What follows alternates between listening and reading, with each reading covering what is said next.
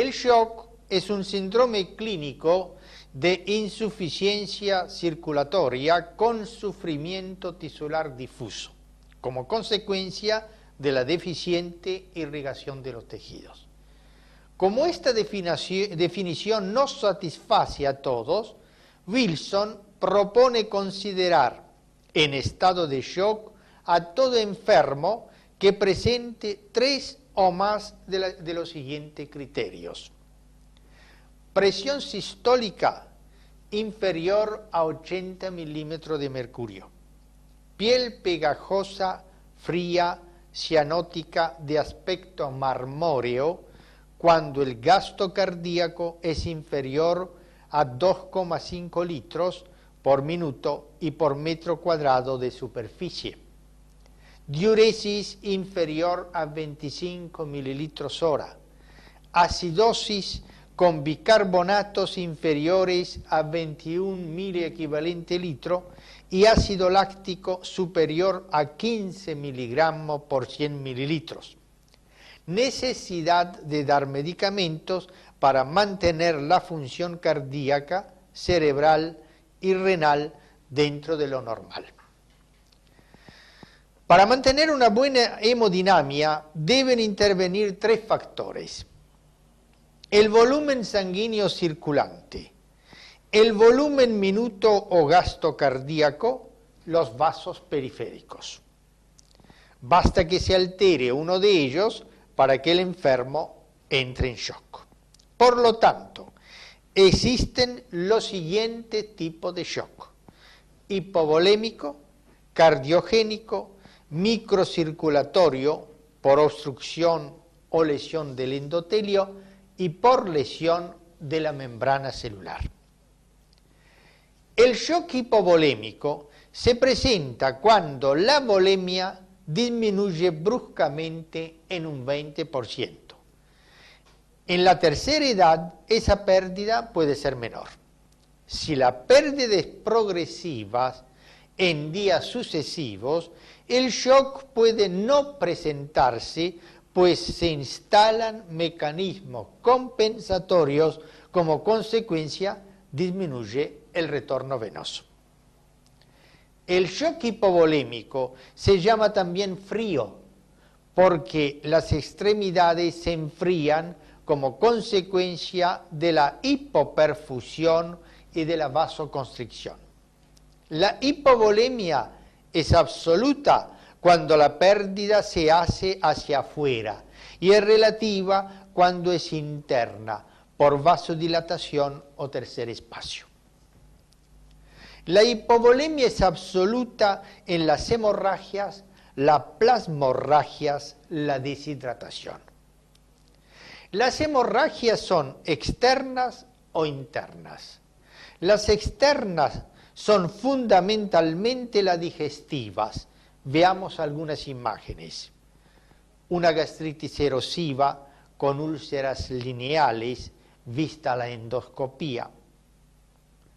La imagen radiográfica de una úlcera gástrica de la curvatura menor. La úlcera vista a la endoscopía con bordes regulares y eritematosos. Un leiomioma que sangra hacia la luz del intestino delgado. Y un hemangioma cavernoso que también sangra hacia la luz del delgado.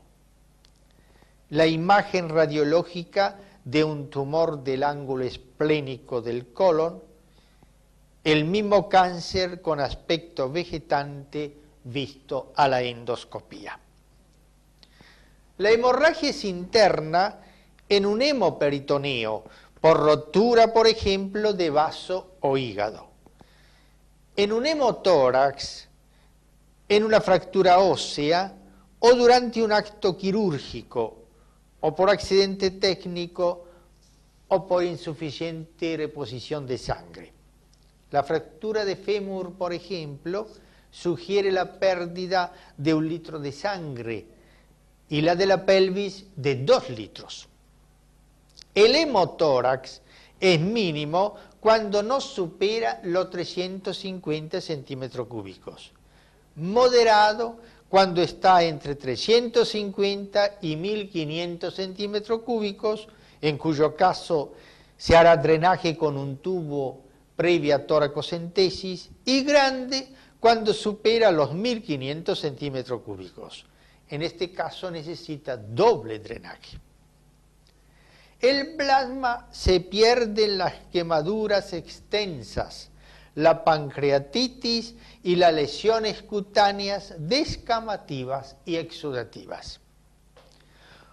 Un niño quemado con agua caliente y que abarque el 18% en tórax y el 9% en el miembro superior. La dermatitis ampollaria exudativa del pénfigo vulgar.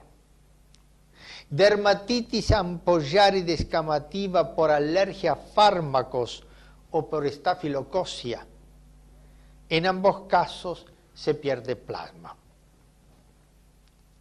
La deshidratación se debe a pérdida de agua y sodio por vómitos, diarrea, diuresis excesiva, secundaria a diuréticos o diabetes, mellitus o insípida, y pérdida interna con formación de tercer espacio, como sucede en la peritonitis, el infarto mesentérico, el ilio. Una radiografía simple de abdomen que muestra las asas intestinales dilatadas con niveles hidroaéreos por obstrucción. La hipovolemia relativa, cuando se debe a aumento de la capacitancia vascular por dilatación arteriolar o venosa.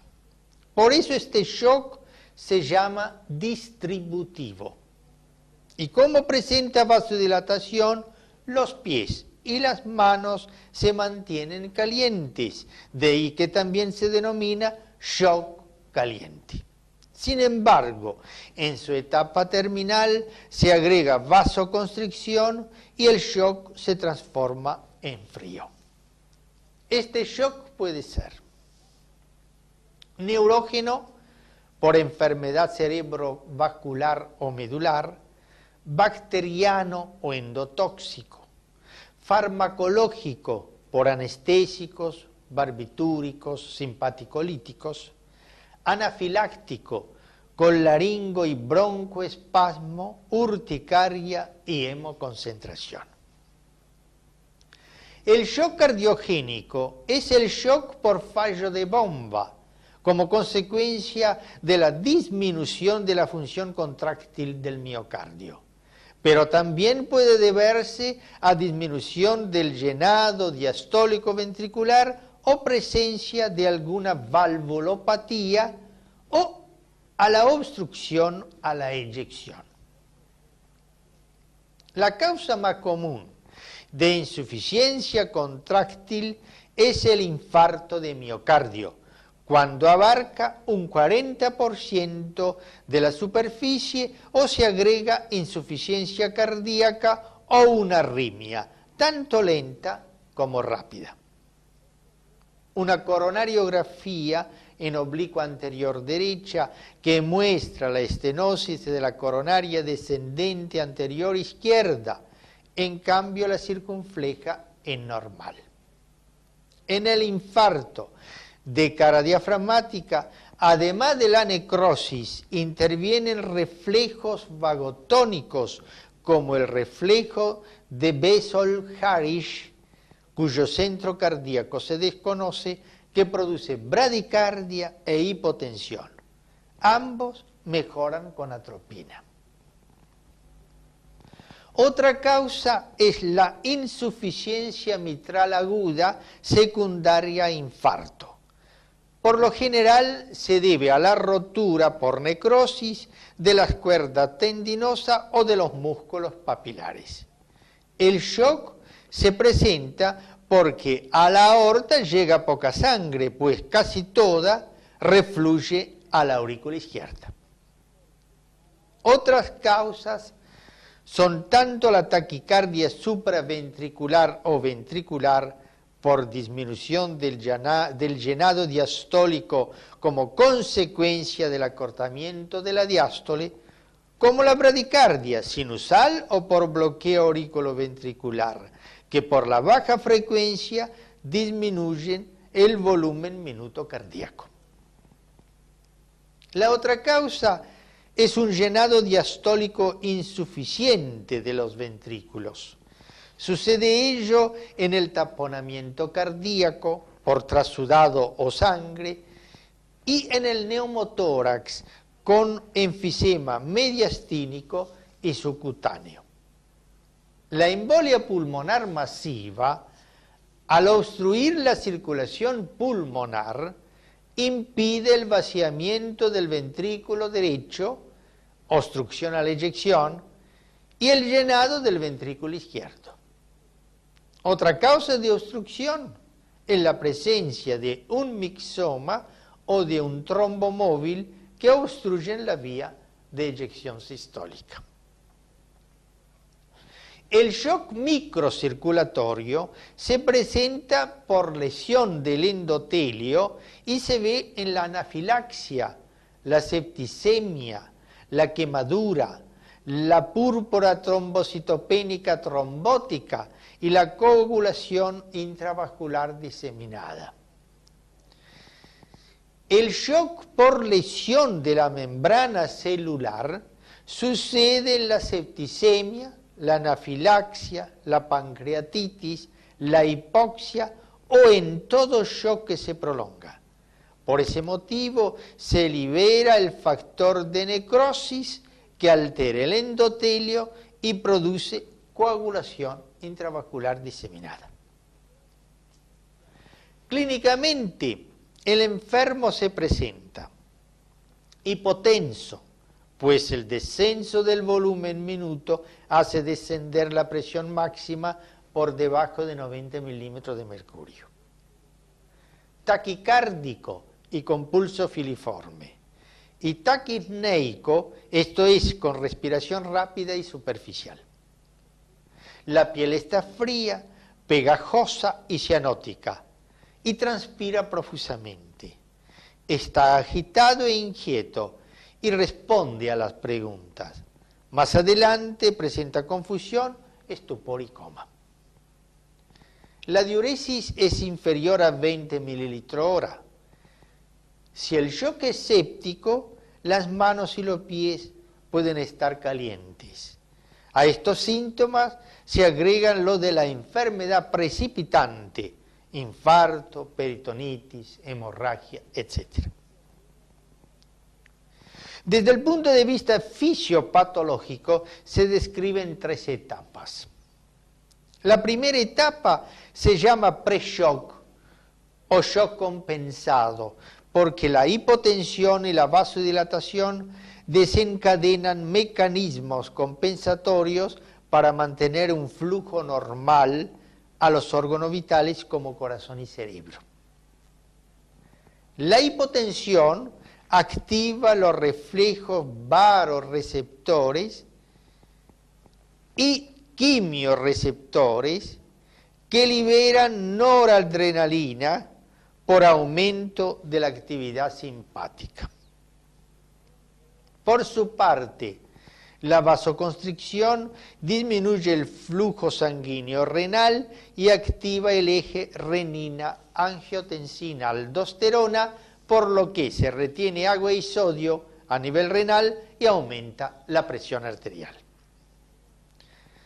Hay predominio del esfínter precapilar sobre el postcapilar, por lo que hay pasaje de líquido desde el espacio extravascular al intravascular. De ahí que aumente el retorno venoso y por ende el volumen minuto cardíaco. También intervienen las prostaglandinas renales y las endorfinas cerebrales. Si el tratamiento es adecuado, todo termina aquí. Si no sucede así, el shock entra en la segunda etapa.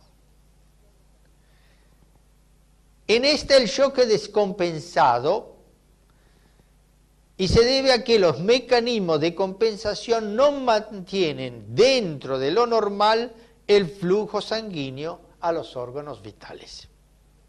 Como consecuencia se presenta embotamiento cerebral, oliguria y angor, y la piel está fría, pegajosa y cianótica por vasoconstricción.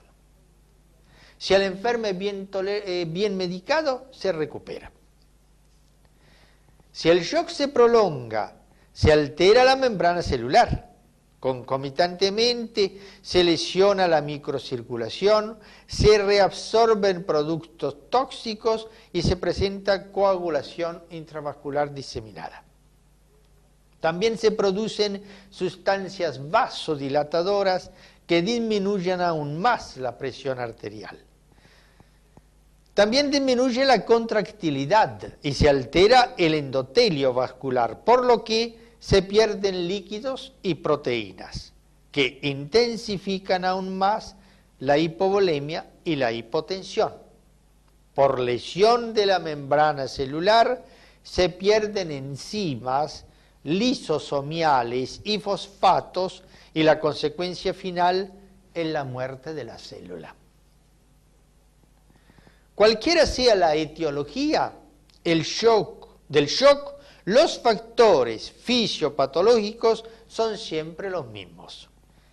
El volumen minuto, la presión arterial, la hipertonía simpática, la estasis sanguínea y la hipoxia tisular.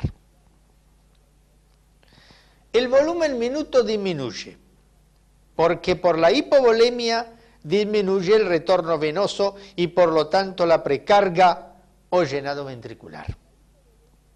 Porque hay fallo de bomba como consecuencia de la isquemia, de la hipoxia y de la acidosis. Porque por la insuficiencia cardíaca aumenta la poscarga o presión telediastólica, es decir, la fuerza que debe realizar el corazón para vencer las resistencias y provocar la eyección. Por eso, en estos casos, deben darse vasodilatadores para vencer la resistencia o impedancia aórtica. La presión arterial disminuye porque disminuye el volumen minuto y la resistencia periférica. Hay hipertonía simpática a causa de la hipoxia y como consecuencia liberación de catecolaminas que causan vasoconstricción. Al mismo tiempo se estimula el eje renina-angiotensina-aldosterona y aumenta la presión arterial. Se produce estasis sanguínea por dilatación de la microcirculación y menor aporte de oxígeno a los tejidos. Por esta hipoxia se instala un metabolismo anaerobio, se produce mayor cantidad de ácido láctico y por lo tanto acidosis metabólica. Otros factores son: se producen cininas, sobre todo en el shock anafiláctico, que son vasodilatadoras, aumentan la diuresis y la eliminación del sodio. Al mismo tiempo, las plaquetas liberan serotonina y la célula cebada histamina. Por isquemia se producen endoperóxidos de las prostaglandinas como las prostaciclinas que se forman en el endotelio dañado, son vasodilatadoras e inhiben la agregación plaquetaria, y el tromboxano A2 que se forma en las plaquetas es vasoconstrictor y forma trombos, pues estimula la agregación plaquetaria. Se forman también radicales libres de oxígeno en el endotelio vascular, que alteran las células. En la hipófisis se forman endorfinas que deprimen al miocardio. Estas, junto con las enzimas hidrolíticas que proceden de los lisosomas, que son gránulos citoplasmáticos, deprimen al miocardio y perpetúan al shock. Ambos son anulados por los corticoides. Además, se activa el complemento que destruye al lisosoma, produce cininas histamina, ozonina, etc., y sus restos se depositan sobre la membrana celular y destruyen las células. Se lesionan así todos los órganos.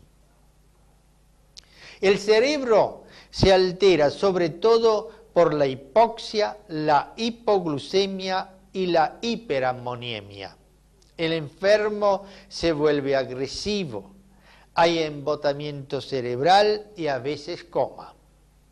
El enfermo puede tomar la postura de decorticación o de descerebración.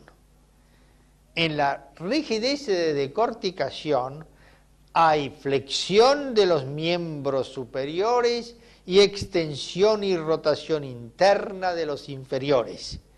La lesión es supratentorial y el haz piramidal se lesiona cerca de los hemisferios cerebrales. En la rigidez de descerebración, los miembros superiores están en extensión y pronación y los dedos de la mano flexionados y los miembros inferiores en extensión. La lesión es infratentorial, por debajo de los hemisferios cerebrales. Si el trastorno es protuberancial, hay extensión de los miembros superiores y flexión de los inferiores. El corazón, por isquemia, padece angor e infarto. Y se presenta el pulmón de shock o síndrome de distrés respiratorio, con edema, atelectasias, membrana hialina, hemorragias, trombos y neumonía. Contribuye a ello la administración prolongada de oxígeno en concentraciones muy altas.